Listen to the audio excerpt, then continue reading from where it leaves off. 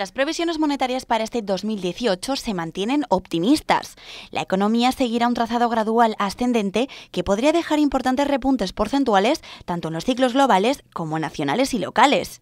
Es el análisis que Ibercaja ha plasmado en el nuevo número de su revista y del que puede extraerse una apremiante época de bonanza para la comunidad aragonesa. Llamamos a Aragón el alumno aventajado, porque creemos que aplica lo de España y con un cierto plus.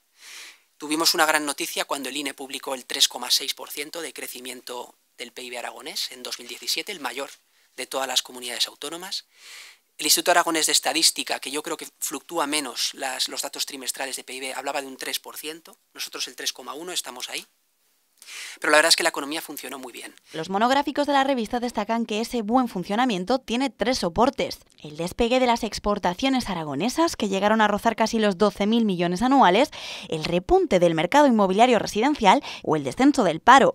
Fenómenos económicos que vendrán fortalecidos gracias a elementos tecnológicos disruptivos como el blockchain. Blockchain facilita creando una red donde todos los actores tienen capacidad de trazabilidad de la información, donde la información, una vez se guarda en esta base de datos que es blockchain, es inmutable, es decir, que nadie la puede cambiar. A pesar de las buenas perspectivas aragonesas, los expertos aducen que la verdadera potencia económica provendrá de un mayor esfuerzo colectivo para mejorar la productividad y el crecimiento salarial. 2 asignaturas en las que Aragón va poco a poco progresando adecuadamente, consolidando su posición como alumno más aventajado.